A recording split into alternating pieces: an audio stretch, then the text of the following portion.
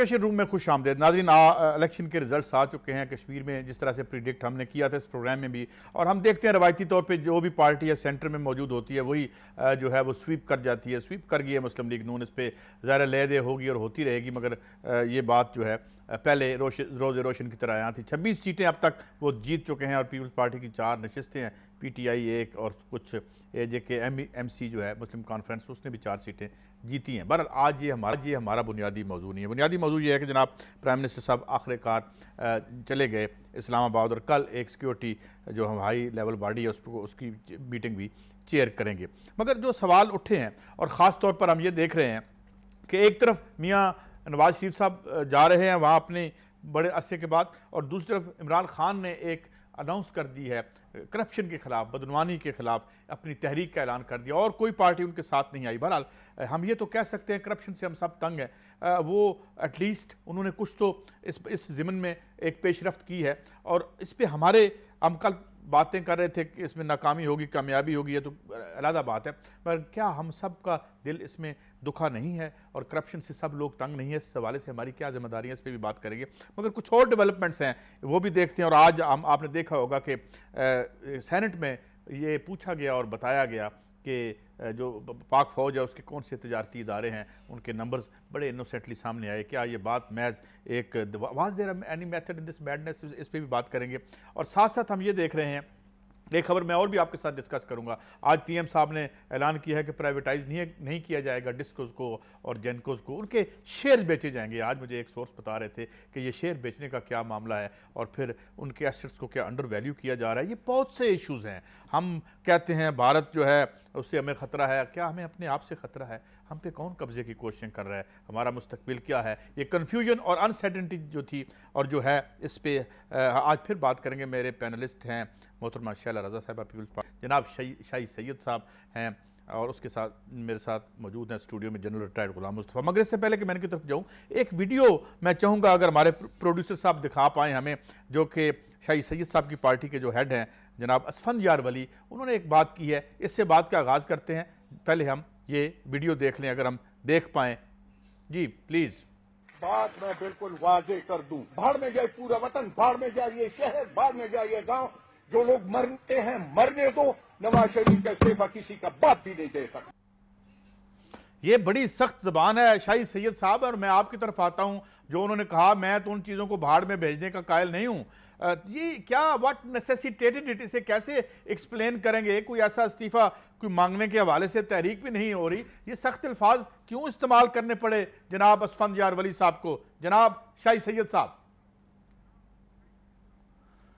قاضی صاحب, سب سے پہلے میں آپ کا شکریہ ادا کرتا ہوں, اور میں اس پہ بھی آپ کا شکریہ ادا کرتا ہوں جو آج آپ نے اچھا ہے کہ یہ جو ویڈیو چلایا ہے, میں نے وہ سوشل میڈیا پہ بھی دیکھا تھا. بدقسمت یہ کہ وہ حدیث پاک یہ کہ آپ نماز کے نزدیک مت جاؤ جبکہ آپ نشے کے حالت میں ہو, تو یہ پورا حدیث نہیں ہے, یہ آدھا حدیث سنایا. یہ خان صاحب نے اس سے پہلے لفظ بولا تھا اسفندیار ولی نے کہ کپتان کہتا ہے کہ ملک باڑ میں جائے, یہ باڑ میں جائے, وہ باڑ جائے. تو ہمارا مطلب ہے کہ جو مقصد ہے وہ جو بات ہے یہ پورا سینس نہیں ہے, اور یہ غلط جو آج کل آپ کو پتہ ہے کہ میڈیا کے اوپر خاص کر سوشل میڈیا پہ جو چیزیں ہو رہی ہے یہ انہی کا ایک شاہسانہ ہے. ہم کبھی زندگی میں اس تصور کا ملک باڑ میں جائے, شہر باڑ میں جائے, عوام باڑ میں جائے, استعفیٰ. ہاں, استعفیٰ پہ ہمارا پارٹی موقف یہ ہے کہ جب ہم نے جوڈیشل انکوائری کی ڈیمانڈ کی اور حکومت نے اس کی حوصلہ ظاہر کی اور پرائم منسٹر نے اپنے آپ کو پیش کیا, اب ٹی او آر بننا چاہیے, اور جوڈیشل انکوائری میں چیف جسٹس سٹنگ جو ہے پاکستان وہ فیصلہ کرے کہ کون مجرم ہے یا نہیں ہے. اگر وہ مجرم ہونے سے پہلے آپ ان کو سزا دے اور بعد میں کیس چلائے تو ہم اس کو ایگری نہیں کرتے. ہم بولتے کہ پہلے اس کو مجرم ثابت کرو. اور ہمارے جو بدقسمت جو اتحاد ہے وہ یہ کہتے کہ نہیں, پہلے پرائم منسٹر استعفیٰ دے, پہلے پرائم منسٹر کو گھر بھیج دے. ہم بولتے کہ گھر نہ بھیجے. اگر پرائم منسٹر گلٹی ہے اور اس کے اوپر کوئی جرم بنتا ہے, جبکہ ان کے اپنے تضادات بیانوں کے بہت سارے ہیں, اس میں کوئی شک نہیں ہے, لیکن وہ عدالت کا فیصلہ میرے خیال میں کہ ہم نہ کرے, ہم صرف ٹی او آر. اور افسوس کے ساتھ یہ بھی کہنا پڑتا ہے کہ پرائم منسٹر نے اپنے آپ کو پیش کیا, اور عمران خان کہتے ہیں کہ مجھے بھی اس ٹی او آر سے گزارے, لیکن آپ دیکھو پچھلے 2 یا 3 مہینے سے ٹی او آر بن نہیں رہے. وجوہات کیا ہے؟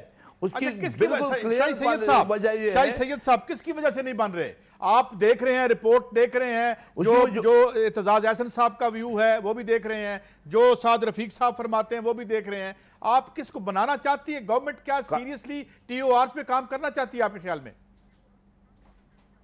قاضی صاحب میں سچ کہوں گا، سچ کے سوا کچھ نہیں کہوں گا. میں یہ سمجھتا ہوں کہ اس میں ایک لفظ ہے خامخواہ. خامخواہ حکومت جو ہے، حکومتی لوگ ہیں وہ خامخواہ پرائم منسٹر کو بچانا چاہتے ہیں اور اپوزیشن خامخواہ پرائم منسٹر کو پسانا چاہتے ہیں.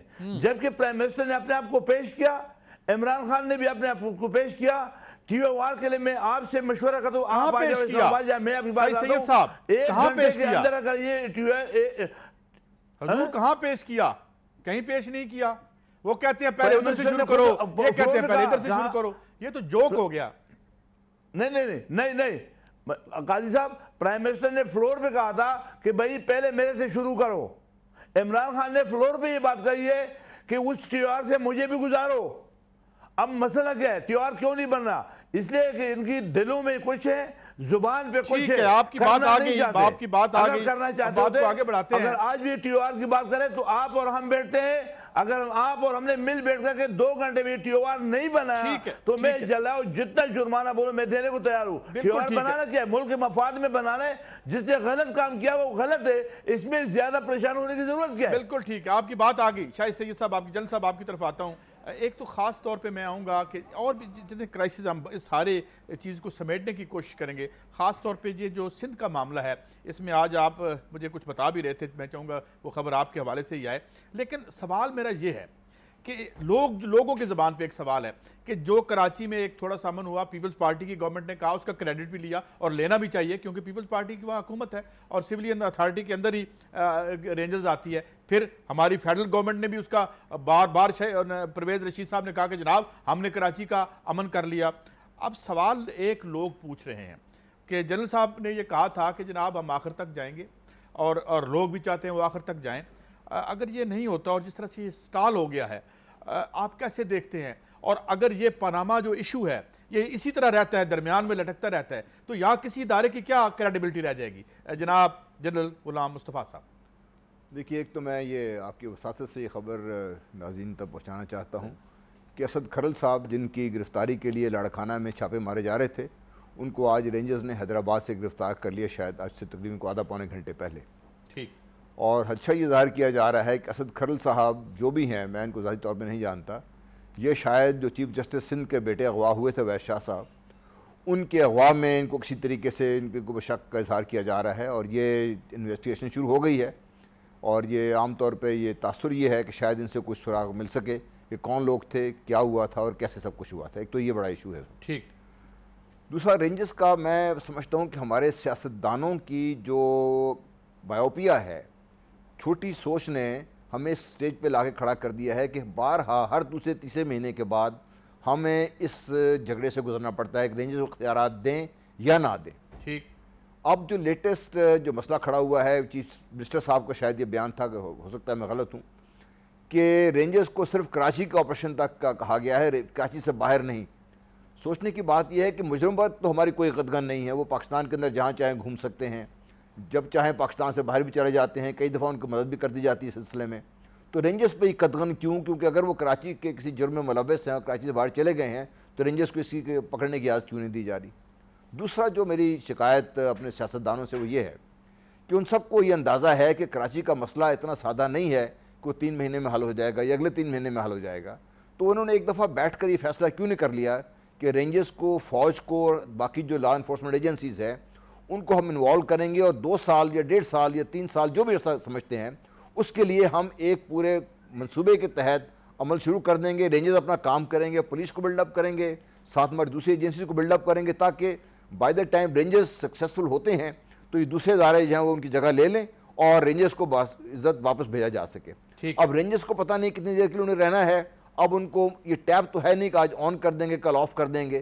یہ ایک آپریشن کا ایک مومنٹم بنتا ہے، جب مومنٹم بنتا ہے اس قسم کی بات ہوتی ہے وہ مومنٹم بھی ٹوٹ جاتا ہے. ٹھیک ہے. جی میں شاہد رضا صاحب آپ کی طرف آتا ہوں. آپ نے پوری بات سنی اور ہم نے یہ دیکھا کہ کراچی میں بہرحال کرائم ریٹ بہت نیچے گیا اور جس کا آپ نے بھی برملا طور پر क्रेडिट लिया और आपको लेना भी चाहिए, मगर आज जहां हालात खड़े हैं, जिस तरह जनरल साहब कह रहे हैं कि अगर जाना पड़ता है अंदर दूर तक उनके पीछे, तो क्या रिजर्वेशंस हैं, क्यों रोक दिया गया है इसको? क्योंकि लोग अब समझ रहे हैं कि शायद कराची के हालात हतमी तौर पर अब दुरुस्त नहीं हो पाएंगे। एक राय है, आप कैसे इस पे कमेंट करेंगी मोहतरमा शहला रजा साहिबा?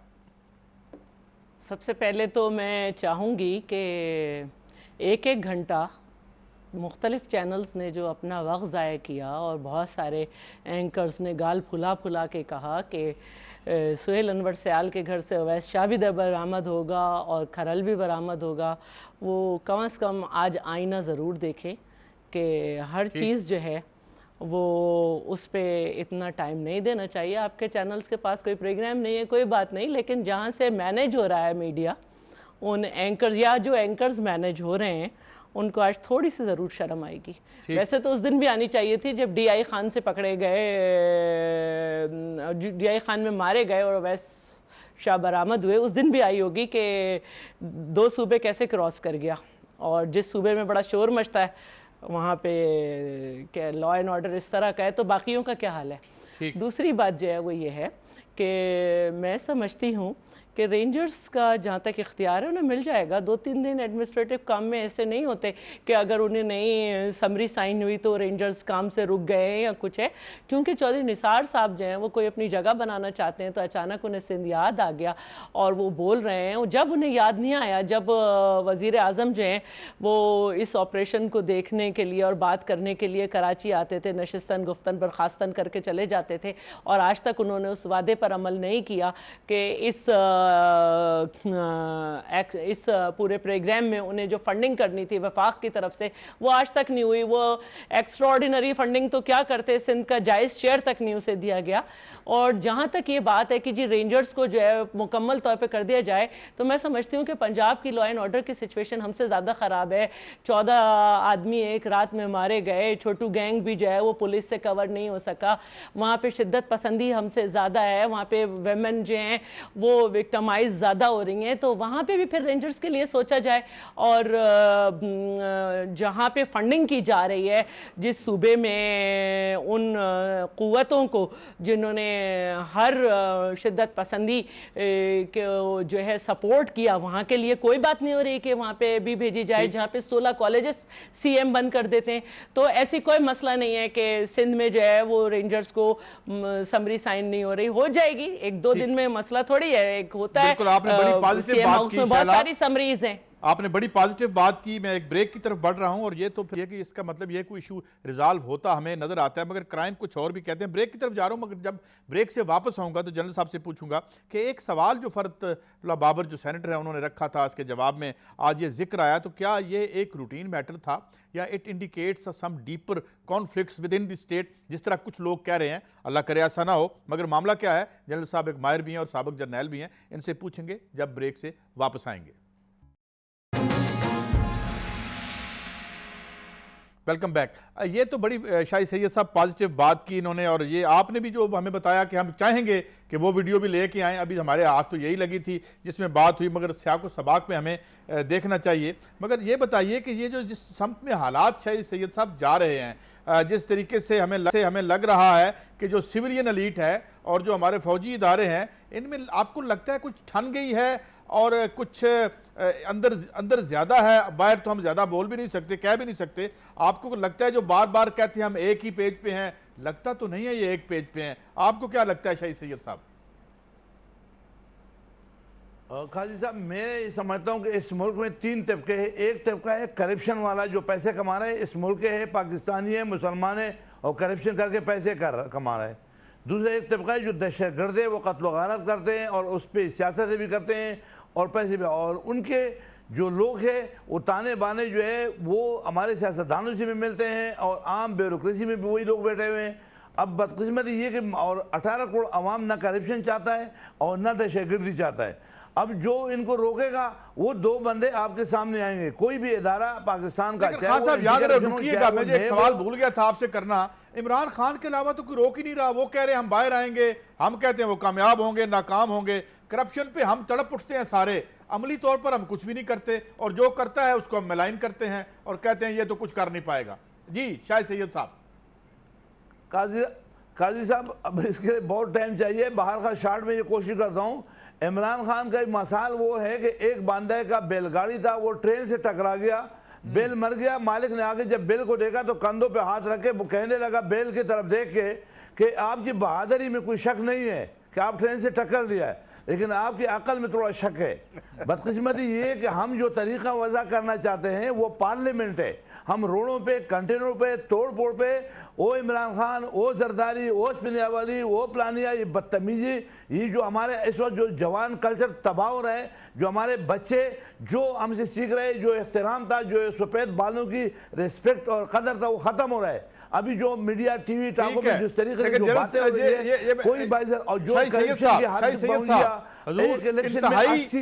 तमीज से ये बैठे रहे पार्लियामेंटेरियन, कुछ नहीं निकला। गुलाम मुस्तफा साहब से पूछना चाहता हूं कि कोई शरीफ आदमी अपने हलाल के 80 करोड़ रुपए खर्च करके एमएलए बनेगा? नहीं बनेगा।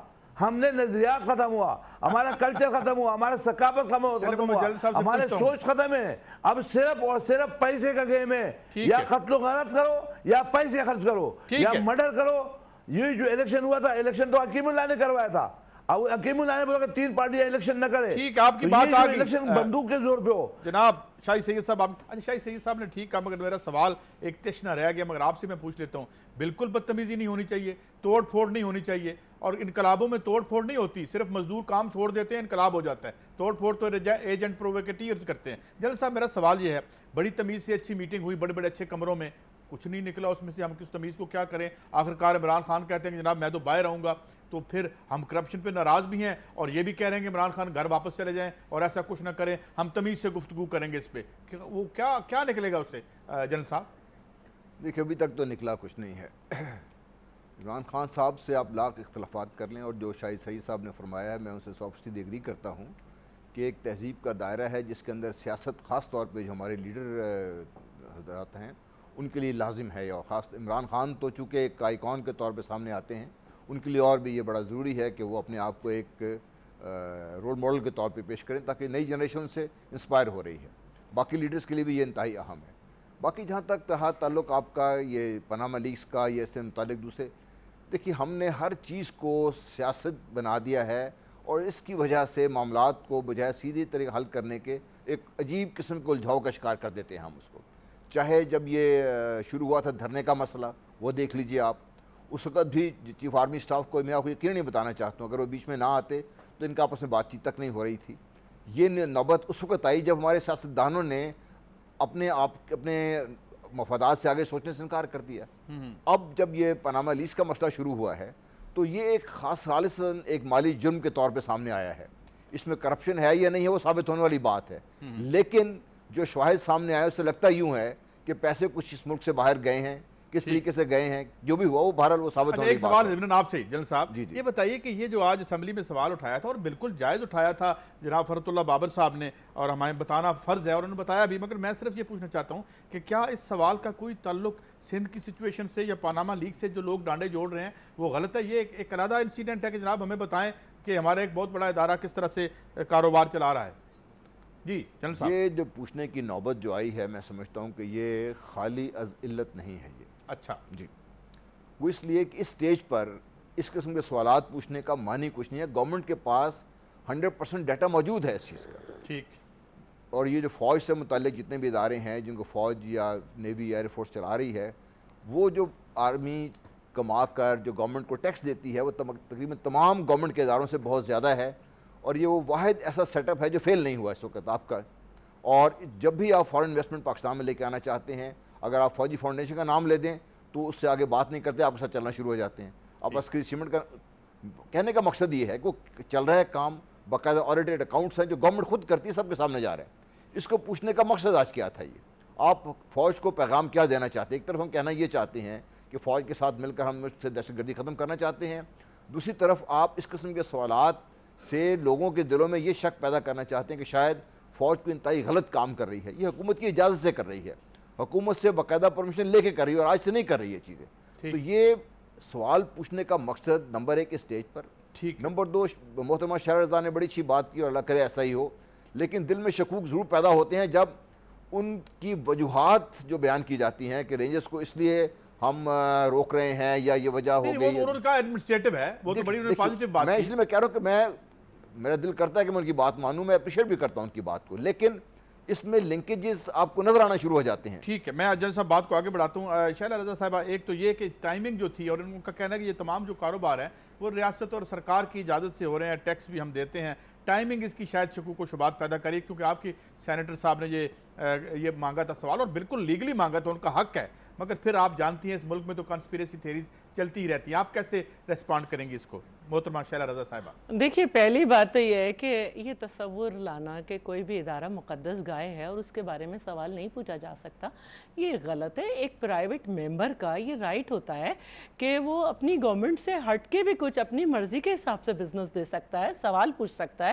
اپنے آپ کو مطمئن کر سکتا ہے. میں نہیں سمجھتی کہ یہ کوئی ایسی بات ہے کہ اگر کوئی سوال پوچھا گیا تو اس میں اس ممبر کے ساتھ اس کی پارٹی کا بھی موقف تھا یا نہیں تھا. تو یہ میں نہیں سمجھتی کہ اس پہ ہمیں کوئی ڈسکس کرنی چاہیے. اور میں یہ بھی چاہوں گی کہ دیکھیے، اس کو پھر میں آپ پازیٹیو لیں. ایسا نہیں ہے کہ گورنمنٹ آف سندھ نے اگر اس پہ سائن نہیں کیا تو اس نے کوئی وربل آرڈر جاری کیا ہو کہ جی رینجرز اپنا کام روک دیں. ایسا تو نہیں ہے نا. اور اس سے پہلے بھی میں آپ کو یہ بتاؤں کہ دوسری جگہ جو ہے وہ نیشنل ایکشن پلان کے تحت دوسرے صوبوں میں، پنجاب میں، سب میں یہ کوشش کی گئی کہ رینجرز وہاں بھیجی جائے، لیکن وہاں پہ نہیں جا سکی. جبکہ ہم نے اپنی اداروں کو عزت دی اور اپنا کانسٹیٹیوشنل رائٹ استعمال کرتے ہوئے جو اختیارات انہیں دیے، اس کو جب یہ دیکھا گیا کہ کسی وقت پر چیف منسٹر صاحب نے یہ محسوس کیا کہ ان کے ممبرز غیر مطمئن ہیں، انہوں نے اپنے ممبرز سے ریٹیفائی کروایا. ہاں، یہ ہمارا رائٹ ہے کہ ہم فیڈرل ادارے کو یا آفیسرز کو جہاں پہ صوبہ یہ سمجھتا ہو، صوبائی گورنمنٹ یہ سمجھتی ہو کہ جہاں ان کی نیڈ ہے اس حساب سے بلائیں. یہ وفاقی گورنمنٹ اگر یہ سمجھے، یہ اپنے طور پہ اختیار لے گی تو وہ ایک ایکسٹریم پوزیشن ہوگی. تو یہ کوئی ایسی بات نہیں ہے، یہ ہمارا کانسٹیٹیوشنل رائٹ ہے.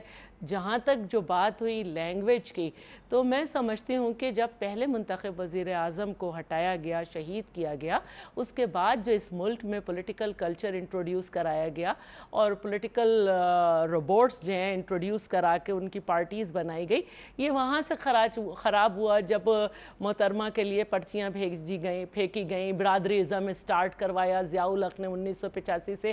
تو یہ کلچر آیا، اور آپ دیکھیں کہ آج بھی پی ایم ایل این جو ہے وہ کہتی ہے لوگ سڑکوں پہ آئیں گے تو کچومر نکال دیا جائے گا، میاں صاحب دوسری پارٹی کی باتوں پہ آپ نہ سنیں، کتے تو بھونکتے ہیں، گاڑی کا کام چلنا ہے یا کپڑے گیلے ہو جائیں گے. تو یہ سارے وہ لوگ ہیں جو روبوٹ کے تحت جو ہے وہ پولیٹیکل لیڈر بنے، ان کو انٹروڈیوس کرایا گیا، باقاعدہ ان کو پولیٹیکل لیڈر بنایا گیا. تو ان سے آپ جو ہیں وہ توقع نہیں کر سکتے. جہاں نظریہ نہیں ہوتا وہاں کیریکٹر اسیسینیشن کی جاتی ہے. اور ہم جب لیفٹسٹ ہمیں کہا جاتا ہے تو ہم کہتے ہیں کہ رائٹ کی پالیٹکس یہی ہے کہ کیریکٹر اسیسینیشن کی جائے. یہ تو بڑی اچھی بات کی، لیفٹسٹ کوئی تو نام لینے والا رہ گیا شیلا رضا صاحبہ. یا آپ کے ایک جلسے میں میں نے سنا تھا اعتزاز احسن صاحب کو، میرے خیال میں لاڑکانہ میں. جی شاہد سید صاحب آپ کی طرف آؤں گا، اور مگر اس وقت مجھے ایک بریک لینی ہے، اور جب میں واپس آؤں گا تو ایک سوال جو لوگوں کے دلوں میں ہے وہ شاہد سید صاحب سے اور دیگر پارٹیسپنٹ سے پوچھیں گے، اور وہ یہ کہ یہاں ہر کوئی امپیونٹی مانگ رہا ہے، ہر کوئی یہ چاہ رہا ہے، چاہے مسلم لیگ نون ہو، اس کی لیڈرشپ ہو، اور لوگ ہوں، وہ چاہتے ہیں کہ بھئی احتساب جو ہے وہ اس طرح کا نہ ہو کہ ہم پر اس کی کوئی اثرات ہم پر بھی مرتب ہوں. کیا یہ درست ہے یا غلط؟ واپس آ کے اس پہ بات کرتے ہیں. Welcome back. سوال تو میں نے شاہی سید صاحب کے لیے چھوڑا تھا، مگر ایک بریکنگ نیوز جو مجھے ابھی بتائی گئی ہے شیلا رضا صاحبہ، آپ کی پارٹی نے نہ صرف یہ کہ الیکشن کو رد کر دیا ہے، بلکہ کہا ہے کہ انتہائی سائنٹیفک انداز میں دھاندلی کی گئی ہے. ہم اتنا سائنٹیفکلی ایڈوانس تو نہیں ہے، تو دھاندلی میں ہم بہت زیادہ ایڈوانس لگتے ہیں، جیسا کہ آپ کی طرف سے ہمیں پتہ چلا ہے شیلا رضا صاحبہ. جی بالکل وہی طریقہ اختیار کیا گیا ہے، اور وہی کیریکٹر ہیں برجیس طاہر اور ان کے ساتھ مل کر کرمانی صاحب، جو گلگت بلتستان میں کیا تھا. اور 3 سال سے کشمیر کا صرف 68 بلین بجٹ ہے، جس میں 3 سال سے سینکشنز لگائے ہوئے، 10 بلین کشمیر کاؤنسل کا ہے جو کہ نہیں دیا گیا. اور پھر ظاہر ہے کہ میڈیا صاحبزادی بہت اچھا کنٹرول کرتی ہیں، تو اس پہ کرپشن تو 64 बिलियन का बजट, जिसमें 3 साल से सैंक्शंस, 10 साल कश्मीर काउंसिल को रोका हुआ। हमने तो बहुत अच्छी परफॉर्मेंस दी, हमने लोगों के रवैये देखे, लोगों का अपने साथ मोहब्बत देखी। और लेकिन आज जो है ये मेरे पास कोई 20 तो कंप्लेन है जो मैंने खुद इलेक्शन कमीशन को, टीम बैठी हुई थी उसने की।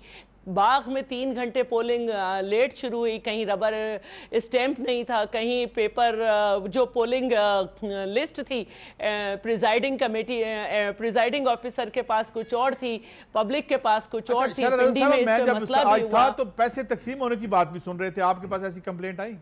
मेरे एक नुमाइंदे थे, मैं उसमें अब तो सबने टीवी पे भी देख लिया, निछावर किए जा रहे थे। तो आप सोचें कि अंदर खाना कितने बांटे गए होंगे। ठीक है, ये तो मैंने कहा कि कश्मीर काउंसिल का फंड भी, वैसे मेरे साथ कश्मीर काउंसिल का फंड भी रोका हुआ है। एक लीडर थे, तो मैंने उन्हें कहा था कि आप इसके बाद अब करेंगे धांधली का ऐलान, और वही हुआ। मगर चलें बात को आगे बढ़ाते हैं। ये तो हमने एक ताज़ा खबर और आपका मौक़िफ़ भी ले लिया। शाहिद सैयद साहब, मैं वापस आपकी तरफ आता हूँ। हम ओरिजिनली आते हैं, सवाल हमारा यही है कि हम जो इसे कहते हैं ना कि करप्शन पे दुख का इजहार भी करते हैं, और साथ ही कोई इदारा देख लें, हर जगह पे हम सपोर्ट करते हैं इनडायरेक्टली कि जनाब कोई ऐसा एहतसाब हो ना जाए। आपने अभी हमें बता दिया कि आपकी जो वीडियो है वो सही तरीके से एडिट नहीं हुई। चलें, हम कोशिश करेंगे वो आ जाए, लेकिन हुजूर यहाँ कोई भी अपना एहतसाब नहीं चाहता। आप मानते हैं इस बात को? सिवाय हमारे शहीद काजी साहब, एक तो आपका माशाल्लाह ये तरीका है कि ब्रेक पे जाने से पहले आपने मुझे सवाल दिया, तो मैंने उस वक्त एकदम दिमाग में आया कि चलो अच्छी बात है, मैं इसका कोशिश करता हूँ। एक शेर में जी कि हवा ही कुछ ऐसी चली है, हाँ, हवा ही कुछ ऐसी चली है, हर एक सोचता है सबका घर जल जाए, मेरा घर बच जाए। अच्छा, करप्शन में हर आदमी नफरत करता है, मगर खुद जो करता है वो ठीक है। खुद मुझसे और एहतसाब हर आदमी चाहता है दूसरे का। हम ये जवाब पेश करते हैं कि आप ऑपरेशन कराची में क्यों कर रहे हो, पंजाब में करो। पंजाब वाला बोलते हैं पंजाब में क्यों करते हो, KPK में करो। भाई अगर बुराई मेरे घर से शुरू होती है, मैं बोलता मेरी पार्टी मेरे घर से एहतसाब शुरू करो। ठीक है, एहतसाब अक्रॉस द बोर्ड करो, मुल्क के मफाद के लिए करो, जबकि कभी हुआ नहीं है। इस मुल्क में जब भी एहतसाब हुआ, पीपल पार्टी ने किया तो नून से इंतकाम, नून ने किया तो पीपल पार्टी से इंतकाम। नहीं, पीपल्स पार्टी ने कौन सा इंतकाम लिया? और करप्शन है, ये झूठ नहीं है। इस सरजमीन में करप्शन आज भी जारी है, रेट बढ़ जाता है और इससे कोई इनकार नहीं है। और पैसे पानी की टंकियों में करोड़ों रुपए निकल रहा है, बेकरियों से निकल रहा है, लेकिन फिर भी लोग कसम खा के काम गलत काम नहीं करते। ठीक भाई ये कसम खाना, ये सबूतें देना, पैसे पानी टंकियों में से निकल रहा है। और अब मैं बोल रहा हूँ अक्रॉस द बोर्ड हो, और ये TOR न बनना इस बात की अलामत है ठीक कि हम सियासतदान या ये TOR बनाने वाला चाहते ही नहीं कि मुल्क में एहतसाब हो, क्योंकि एहतसाब के लिए कोई बनना तैयार नहीं है। जो लोग ज्यादा शोर करते हैं उनके अपने ऑफशोर अकाउंट है। ठीक है, आपकी बात आ गई कि ऑफशोर अकाउंट 2 काम के लिए होता है, या पैसा चोरी के लिए या काला पैसा छुपाने के लिए। उसका अपना ऑफशोर अकाउंट 1983 में निकला, जो पाकिस्तान के अवाम 2016 में ऑफशोर अकाउंट को नहीं जानता। इमरान खान 1983 में इस चीज को जानता था। अब यहाँ कैसे इंसाफ आएगा, कैसे करप्शन देखे ना खान साहब, मुझे तो समझ से बात आता रहे। शाहिद सैयद लेकिन साहब, एक जंग है उस सोच का, करप्शन वाले का और दहशतगर्द का, और 18 करोड़ आवाम का। जीतता कौन है, आप आगे आगे देखते जाओ। ठीक, आपकी बात आ गई। लेकिन ये जलील साहब, मैं आपकी तरफ आता हूँ। मैं आप करप्शन की अकसाम की बात करता हूँ। मसलन आज की खबर थी और मैं उस खबर के थोड़ा पीछे गया। खबर ये थी और मैं हैरान हुआ कि प्राइम मिनिस्टर साहब ने रोक दी है डिस्कोज की और जेनकोज की प्राइवेटाइजेशन। खास तौर पर इसलिए भी क्योंकि फैसलाबाद ये भी प्रॉफिट में है और गालिबन जो इस्लामाबाद वाला वो भी। तो फिर जब मैंने जाके खबर देखी तो वो खबर ये थी कि नहीं, इनके तो शेयर्स हम बेच देंगे। फिर मैंने अंदर जाके कुछ अंदर के लोग, वापडा के लोग जो हमें बाज़ औक़ात रब्ता भी करते हैं, उनके ऑफिशियल्स, उनसे बात की तो उन्होंने कहा कि जनाब इनको तो बहुत ही, जो वो इनकी एवेल्यूएशन करवाई गई है एसेट्स की, वो अरबों के थे, लाखों के करवा लिए। अब शेयर बिकेंगे। कुछ लोगों के उन्होंने नाम भी लिए, जो फ्रंट मैन है, बड़े बड़े यहाँ कारोबारी लोग हैं, मैं उनका नाम नहीं लेता, जो अब इसको ख़रीद लेंगे। ये जो करप्शन के मलफूफ तरीके हैं, और जो कि एक तो जो वो है ना पनामा वाले, ये जो वारदात है, जो कब्ज़ा है आपके मुल्क पे, आपके इदारों पे, इसका कोई नाम नहीं लेता जलील साहब। देखिए, सबसे बड़ा हमारे लिए इशू ये है कि हम अभी तक ये अपने लिए वजह नहीं कर सके कि हमने जाना किस तरफ है। अगर तो हमने सिर्फ दौलत कमाने की तरफ जाना है, फिर तो ये जो कुछ भी हुकूमत कर रही है या करती रही है बिल्कुल ठीक बात है। ये آپ نے بھی واپڈا کی بات کی, یہ فیسکوز کی بات کی, لیسکوز کی بات کی. فیصل آباد کی جو فیسکو ہے اس کی پراپرٹی اتنی مہنگی ہے, اتنی زیادہ ہے وہ پراپرٹی کہ بذات خود فیسکو سے جو اوور آل اس کے ایسٹیٹس ہیں اس سے بہت زیادہ قیمت ہے اس کی. اب اس کو ڈی آپ ویلیو, ایگری کرتے ہیں کہ وہ اس کی انڈر ویلیو کی گئی ہے؟ جی وہ تو پرائم کمرشل پراپرٹی ہے جو ساری فیسکو کی اس وقت ہے, نہر کے اوپر ہے ساری پراپرٹی. میں جانتا ہوں, اچھی دیکھی میں نے ساری, اور بے حساب پراپرٹی ہے وہ. اسی طرح دیکھیے پہلے بھی جتنے ہمارے ادارے پرائیویٹائز ہوئے ہیں ان سب کے اوپر نہ انگلی نہیں بلکہ پورے ہاتھ اٹھے ہیں کہ یہ پرائیویٹائزیشن کیسے ہوئی ہے. اے ڈی بی کی رپورٹ ہے اس میں, ایشین ڈیولپمنٹ بینک کی, بڑی ڈیمننگ ہے وہ بھی. ایک چیز میں اور آپ کو بتاؤں, ایک یو این نے رپورٹ چھاپی ہے, وہ میں ابھی اس کو پورا میں نے پڑھ نہیں سکا, اس کا جو مختصر میں یہ بتانا چاہتا ہوں کہ 2030 تک یہ معاملات ایسے چلائے جا رہے ہیں کہ دنیا پہ چند کارپوریشن کا قبضہ رہ جائے. اب اگر اس کو آپ لے کے آتے ہیں پاکستان کی طرف, تو دیکھیے پاکستان میں بھی تقریباً اسی طرف ہم جا رہے ہیں کہ چند ایک لوگوں کے ہاتھ میں دولت کا ارتکاز ہے, باقی جو 20 کروڑ عوام ہے وہ صرف ان کے ہاتھوں کی طرف دیکھنے پر مجبور ہیں. چاہے وہ پاناما لیز کا لے لیں, چاہے یہ پرائیویٹائزیشن کا لے لیں. اس سے پہلے پی آئی اے کا لگا تھا, وہ اب رک گیا. پاکستان کے اسٹیل مل جتنا بڑا آپ کا ادارہ ہے اس وقت بالکل زیرو ہو کے بیٹھ گیا ہے, اس کو ہم نے آہستہ بالکل جلسہ پہ لے آئے ہیں. آپ کو پتا ہے اس کی ہم نے گیس پچھلے سال سے بند کر رکھی ہے. اب نیا آرڈر دیا ہے پرائیویٹائزیشن کمیشن نے کہ آپ سکریپ بیچ کے ڈے ٹو ڈے فائنینسز ہوئے ان کو بھی پورا نہیں کر سکتے. تو وہ تو اب خلیق کیانی صاحب نے ڈان میں لکھ دیا ہے کہ they are bringing this institution to the knees. کسی پارٹی نے کوئی بات نہیں کی. تو یہی میں عرض کر رہا ہوں نا کہ ہم نے یہ اگر سوچ ہماری, جب تک ہم اس کو واضح طور پر پاکستان کے نقطہ نظر سے نہیں دیکھیں گے تو آپ جو بھی اقدام اٹھائیں گے وہ آپ کے اقدامات میں نہ صرف یہ انگلی اٹھے گی بلکہ یہ تو بڑے واضح ثبوت اس وقت, یا ثبوت تو خیر کہنا شاید غلط ہوگا, واضح طور پر سامنے ہے ساری چیزیں کہ آپ کے جو ادارے پرائیویٹائز کیے گئے نقصان میں, وہی ادارے آج اتنے بڑے منافع میں چل رہے ہیں. اسی طرح جو جنرل صاحب یہ بھی ہے کہ جو فائدے والے جو قانون تھا وہ یہ تھا کہ جو نقصان میں جا رہے ہیں. بریک کی طرف بڑھتا ہوں ناظرین, مگر یہ بتاتا چلوں کہ یہ قانون یہ تھا کہ جناب ہم وہ بیچیں گے جو نقصان میں ہیں, اور جو ہم پیسے حاصل کریں گے اس سے ہم ڈیٹ ریٹائر کریں گے. تو پہنچ گیا کو حمالہ پر, اور جو ادارے مال کما رہے تھے وہ نکل کے واپس آتے ہیں. بات کرتے ہیں اور شیلا رضا صاحبہ سے پوچھیں گے کہ پیپلز پارٹی تو اس سارے نظام کے خلاف تھی, اس کے ساتھ کیا ہوا. واپس آتے ہیں, ہمارے ساتھ رہیے. Welcome back. جی شیلا رضا صاحبہ, ابھی ہم بات کر رہے تھے اور ابھی یہ جو فیسکو کی بات بھی ہم نے کی, ابھی مجھے جنرل صاحب بھی بتا رہے تھے کہ 1 میل تک نہر پر وہ پراپرٹی ہے جو فیسکو کی ہے. مجھے تو تھوڑا بہت کسی نے ٹپ دی تھی مگر بات لمبی نکالی جنرل صاحب نے. یہ جو تمام ایشوز ہیں یہ تو آپ کو ایز این اپوزیشن پارٹی ان پہ کھڑا ہونا پڑے گا. آپ کھڑے ہوئے بھی پی آئی اے پہ کسی حد تک, مگر پھر لوگوں نے گلہ کیا کہ جناب وہاں پہ پاناما لیکس کے سائے تلے ہم نے پی آئی اے کے 26% نکال ہی دیے. تو کیا کہیں گی, پارٹیاں بھی کچھ کوآپٹ ہو گئی ہیں اور اس نظام پہ سب کا تقریباً اندر سے اتحاد ہے کہا جاتا ہے. شیلا رضا صاحبہ. نہیں, میں سب سے پہلے تو ایک اور بات کر لوں کہ میں تھوڑا سا اس سے اختلاف کروں گی کہ سندھ سے یہ آواز آ رہی ہے کہ وائی نیشنل ایکشن پلان صرف سندھ میں ہی کیوں. نہیں, ہم نے تو کہا ہے اور یہاں تک ہم نے عمل کیا کہ ہمارے ڈاکٹر عاصم جو ہیں 250 دن سے زیادہ ہو گئے وہ اریسٹ ہیں. اور اس کے ساتھ ساتھ آپ نے دیکھا کہ ہماری پیپلز پارٹی کراچی ڈویژن کے سابق صدر نے بھی وطن واپس آ کے گرفتاری دی ہے. لیکن ظاہر ہے کہ جب ہم دیکھیں گے کہ جہاں ڈومین نہیں ہے اداروں کا وہاں فیڈرل ادارے بات کر رہے ہیں تو کارروائی ڈال رہے ہیں, اس پہ تو چیخنا ہمارا فرض ہے نا. تو یہ ایک الگ بات ہے. تو دوسری بات یہ ہے کہ اب کرپشن کے جو ہم پہ چارجز لگائے گئے ہیں اس میں احتساب سوائے ہمارے کس کا ہوا ہے. بی بی صاحبہ جب تک زندہ رہیں ادھر ادھر عدالتوں میں حاضریاں بڑھتی رہیں. بھٹو صاحب کو اسی ایسا احتساب کیا گیا کہ تختہ ادار تک پہنچا دیا گیا. بی بی صاحبہ کے اکاؤنٹ فریز کر دیے گئے جو ان کی خاندانی جائیداد تھی. سوئس عدالتوں میں گورنمنٹ جو تھی وہ جا کے پارٹی بنی, کچھ نہیں ملا. آصف صاحب کی زبان کاٹی گئی, 11.5 سال جیل میں رکھے گئے. تو احتساب ہمارے علاوہ کس کا ہوا؟ کیا ان کا ہوا جنہوں نے کورٹ پہ حملہ کیا تھا, یا ان کا ہوا جن کے اپنے سندھی کا جو اس وقت وزیر خزانہ ہے 61 پیپر پہ مبنی جو ہے اقبال جرم ہے, کبھی اس پہ ہوا؟ کیا ماڈل ٹاؤن پہ کوئی نتیجہ دیکھنے میں آیا؟ اب پاناما لیک ہے, اس میں جو ہے آپ دیکھیں تو بہت سارے ادارے سوموٹو لے سکتے ہیں. لیکن ہم نے تو نہیں کیا یہ. تو اس میں ہم TOR بنانے کی کوشش کر رہے ہیں اور اس کے ساتھ ساتھ ہم بالکل اس سے پیچھے نہیں ہٹیں گے.